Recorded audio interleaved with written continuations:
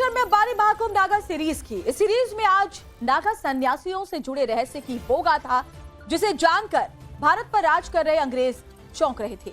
इसकी चर्चा 7 समंदर पार इंग्लैंड तक थी। नागा सन्यासियों से जुड़े इस चौंकाने वाले अध्याय की एक कड़ी प्रयागराज महाकुंभ से भी जुड़ती है।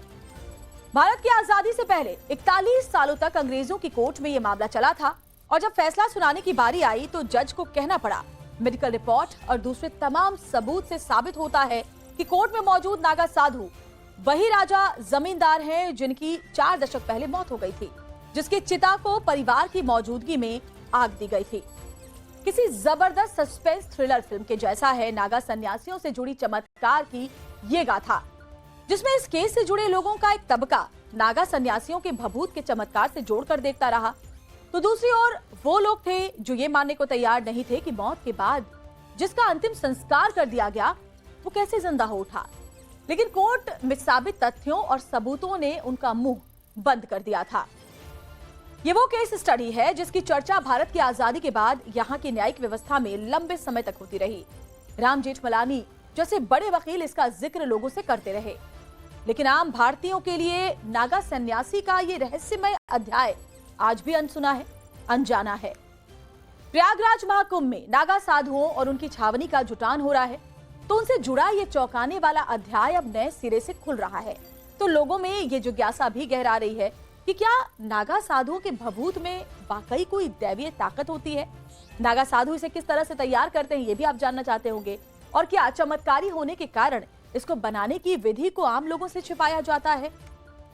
नागा सन्यासी दरअसल पूरे शरीर पर भभूति लपेटने के बाद और भी रहस्यमयी नजर आने लगते हैं, लेकिन ये कोई सामान्य भभूति नहीं होती, बल्कि एक लंबी क्रिया के बाद तैयार होने वाली एक खास तरह की भभूति होती है। इसे तैयार करने में घंटों लगते हैं और इसे तैयार करना बहुत मेहनत का काम है। भभूति नागा सन्यासियों के सामने हमेशा प्रज्वलित रहने वाली धूना से बनती है, लेकिन वहां से निकालकर इसे सीधे धारण नहीं किया जाता, बल्कि इसे कई विधियों से तैयार किया जाता है।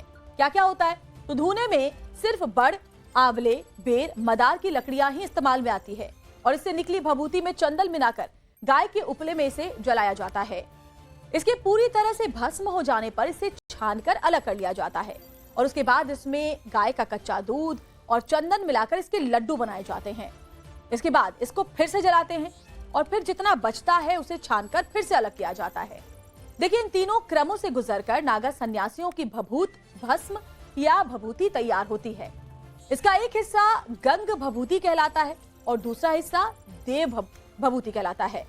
देव विभूति इसे कहा जाता है और भस्म के जिस हिस्से को गंगा जल मिलाकर अलग कर दिया जाता है उसे गंग भभूति कहते हैं। इसे नागा साधु गंगा जल मिलाकर अपने शरीर पर मलते हैं और महाकुंभ के अमृत स्नान से पहले इसे शरीर पर मलना उनके लिए अनिवार्य होता है, जरूरी होता है। जबकि देव विभूति का इस्तेमाल अपनी साधनाओं में करते हैं नागा साधु। इसी देव विभूति में नागा साधुओं की सिद्धियों के होने की भी मान्यता मानी जाती है। प्रयागराज महाकुंभ में साधुओं के अखाड़ों में इसी प्रक्रिया की शुरुआत हो चुकी है। गंग भभूति और देव भभूति तो अमृत स्नान की पहली तारीख से पहले ही बनकर तैयार हो जाएंगे। इसके लिए महाकुंभ भूमि में नगर प्रवेश कर चुके अखाड़ों ने धूना भी लगा दिया है। तो अब बात नागा सन्यासियों के भभूत के संजीवनी रहस्य के उस ऐतिहासिक गाथा से, जिसकी कहानी का एक सिरा आज के बांग्लादेश के ढाका से जुड़ता है और दूसरा सिरा साल 1909 के प्रयागराज महाकुंभ से जुड़ता है। देखिए, मामला बांग्लादेश के ढाका से जुड़े भवाल स्टेट का है, जो साल 1909 था। प्रयागराज का महाकुंभ खत्म होने के बाद नागा साधु अपने ठिकानों को लौट रहे थे और उसी दौरान भवाल स्टेट के प्रिंस रहे रामेंद्र नारायण राय की बीमारी से मौत हो गई, जिसकी गिनती तब बंगाल के 12 सबसे बड़े जमींदारों में हुआ करती थी। वो 8 जुलाई 1909 की तारीख थी जब दार्जिलिंग में रामेंद्र नारायण राय के चिता को अग्नि दे दी गई। उसके 11 साल बाद ढाका में एक नागा सन्यासी आया और उसने भवाल स्टेट में जाकर धुनी रमा दी। इस नागा सन्यासी का दावा था कि वो कोई और नहीं, भवाल स्टेट के प्रिंस रामेंद्र हैं, जिन्हें नागा साधुओं की कृपा से एक नई जिंदगी मिली थी। J.H. लिंडसे, जो तब ढाका के डिस्ट्रिक्ट मजिस्ट्रेट थे, उन्होंने नागा सन्यासी का बयान दर्ज किया और फिर भवाल स्टेट वर्सेस नागा सन्यासी का केस शुरू हुआ। भवाल परिवार इस नागा सन्यासी को बहुरूपिया बता रहा था, लेकिन मेडिकल जांच की रिपोर्ट बता रही थी कि नागा सन्यासी और प्रिंस रामेंद्र एक ही हैं। 41 सालों तक ये केस चला 13 अगस्त सन 1946 को फैसला आया तो उसमें यही बात कही गई थी। यानी 41 साल में हुई इन गवाहियों में ये राज खुला कि साल 1909 में जब बीमारी से प्रिंस रामेंद्र की मौत हुई तो दार्जिलिंग के उसी इलाके में नागा साधुओं का एक जत्था रुका हुआ था जो प्रयागराज कुंभ से लौट रहा था।